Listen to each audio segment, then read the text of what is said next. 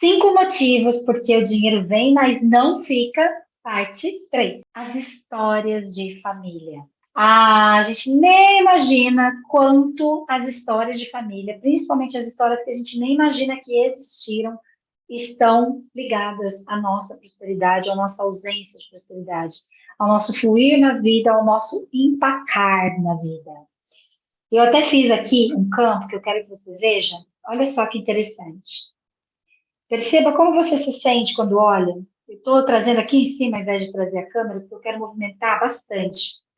Olha só, ó, até caiu mais um aqui. Imagine quantas coisas já existiam quando você nasceu. Se isso aqui representa a história da sua família, aí você pode começar a pensar, poxa, teve uns tataratios que vieram lá de Portugal, da Espanha, da Itália, do Japão, de um país muito distante. Olha, na minha família tem pessoas negras, tem índios. Aqui no Brasil a gente tem muito essa mistura, né, dos índios, dos bugres, dos negros, ao mesmo tempo com europeus de vários tipos, talvez uma colonização da América Latina. Então, imagine só quantas coisas aconteceram, quantas histórias não foram contadas, quantos segredos existem aqui. Imagine quantas dores aconteceram lá atrás que nunca puderam ser vistas profundamente, respeitadas, sabe? Imagine o preço que cada um foi pagando, inclusive cada casal que deu a vida a um filho, que depois fez um outro casal, que depois deu a vida a outro filho, outro filho, outro filho, outro filho, que chegou ao teu pai, que chegou à tua mãe, que fizeram você. Todas as vezes que eu penso em histórias de família, e eu medito nessa questão da ancestralidade, das gerações passadas, e ao mesmo tempo hoje com a ciência, com a epigenética, a psicogenealogia, trazendo para nós as explicações da importância da memória celular. O que é a memória celular? É as células, a nossa genética, ela traz informações lá de trás, ela não tem só as informações da nossa vida, da nossa existência, da nossa concepção até hoje. Existem várias informações que vêm lá das histórias das gerações passadas, né? Então, quando eu medito sobre isso, eu fico pensando assim, gente, imagine só quanta coisa esse povo passou. Imagina quantas dores, imagina quantos sonhos frustrados, imagina quantos amores deixados porque tinha que casar, porque tinha que, né, tinha aquelas obrigações, tem que casar fulano de tal, para poder levar a família adiante. Então, casamentos obrigatórios, abusos, estupros e quantas outras coisas aconteceram. Porém, entretanto, contudo, todavia, aqui vem o pulo do gato. Todas essas histórias foram as únicas, escreve aí, são as únicas possíveis para que eu estivesse aqui. Vamos imaginar que, por exemplo, esse ancestral teu casou brigado com essa ancestral sua.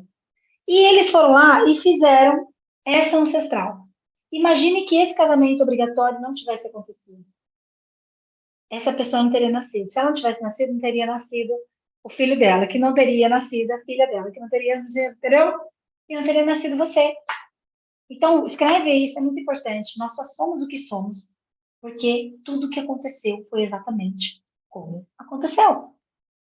Se uma pecinha tivesse sido diferente, eu não estaria aqui. Olha como profundo é isso. Então, voltando ao tema do nosso vídeo aqui, histórias de família. Graças à lei do pertencimento, todos nós, inconscientemente, a gente deseja pertencer à nossa família, faça chuva, faça sol, na dor, na alegria, na tristeza, na saúde, na doença, sabe assim, igual fala em casamento.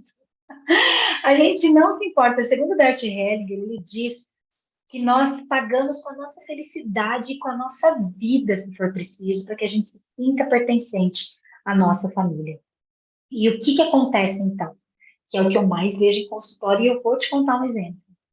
Nós tendemos a nos alinhar com as histórias mais conhecidas da nossa família. Então, vamos supor que a maior parte das pessoas que vieram antes de você tiveram um negócio e faliram.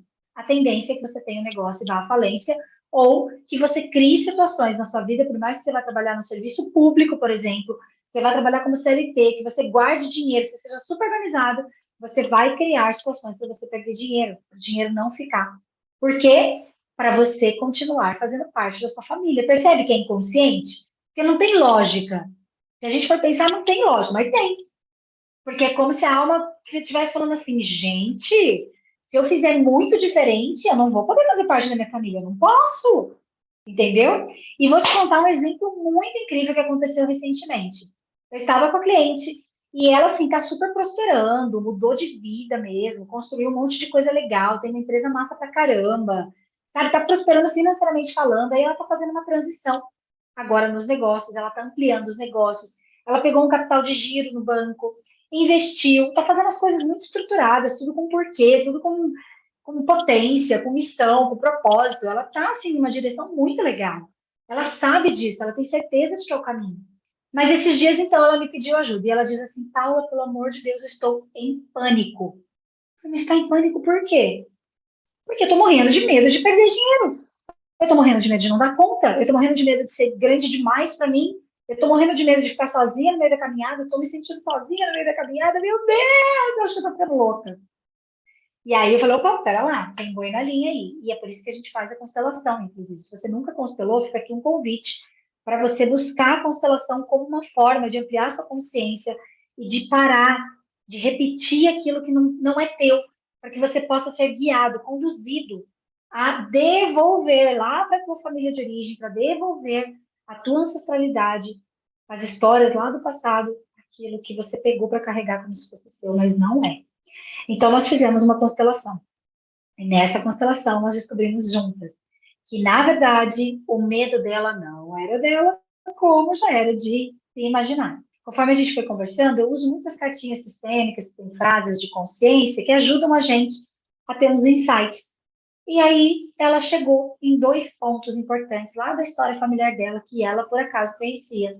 A história do vô e a história do bisavô. Então, ela fala, Paula, o meu avô ganhou muito dinheiro e faliu. E você acredita que meu bisavô também ganhou muito dinheiro e faliu? Ali ela percebeu o quanto ela estava alinhada inconscientemente. Através dessa necessidade de pertencer à família de origem, ela estava como se a alma dela estivesse dizendo assim: ai, eu já prosperei demais, agora está na hora de ser igual a eles. Então eu vou falir também. Será que é preciso a gente perder tudo para fazer parte? E se ao invés da gente honrar repetindo o padrão, a gente pudesse honrar parando o padrão? Uau, olha só que forte que é isso. Quando eu falo isso, meu corpo se arrepia inteiro, porque na verdade, assim, foi criada uma imagem de que honrar tem que ser no sacrifício, tem que ser no sofrimento. Mas, na verdade, o verdadeiro honrar, e Bert Hellinger traz isso lindamente nos seus livros, na sua obra, no seu perceber do campo sistêmico. O verdadeiro honrar pai e mãe, o verdadeiro honrar a nossa ancestralidade, aqueles que vieram antes, que já pagaram um preço altíssimo para que a gente estivesse aqui. Escreve aí, ó, o verdadeiro honrar é fazer algo grandioso com a minha vida. É parar de repetir padrão. É criar, com todos os recursos que vieram lá de trás, eu ir lá atrás, então, eu vou lá nessa árvore genealógica, eu vou lá nessas histórias de família, e eu digo assim, eu vou ficar com a melhor parte, eu vou tomar a melhor parte. Eu vou pegar a coragem dessa aqui, eu vou pegar a potência desse aqui, eu vou pegar o empreendedorismo desse aqui, e vou colocar isso a serviço da minha vida. Uau! Olha como fica forte, ao invés de eu pegar a falência, ao invés de eu ficar focado na dor, ao invés de eu ficar na repetição de padrão, como seria eu pegar a força, a potência, a coragem deles de dar a vida para a vida estar aqui comigo e eu poder fazer algo de bom com ela. Até me empolguei aqui. Percebe?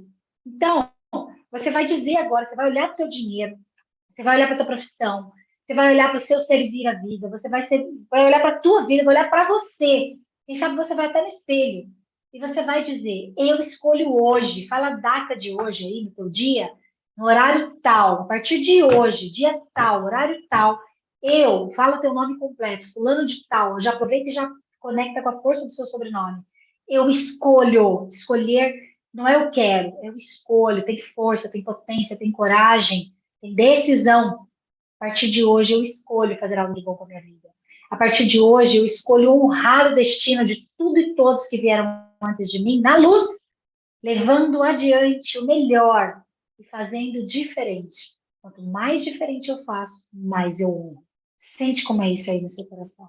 Lembra, por favor, de compartilhar os seus insights, seus sentimentos, seu perceber aí no seu corpo. Se você ficou leve, se você ficou pesado, lembra que você pode contar comigo para te orientar. Você vai escrever aqui, eu vou te passar de repente um outro exercício, um outro vídeo. Vem pertinho, pode escrever também lá no direct do Instagram. Eu tenho uma equipe, mas sempre eu, as respostas mais profundas, eu que vou responder, tá? E também saiba da minha agenda, das possibilidades de você ser cuidado por mim através aqui dos links que a gente coloca abaixo. Lembra de curtir, de compartilhar, de se inscrever no canal, porque isso também multiplica todo esse trabalho.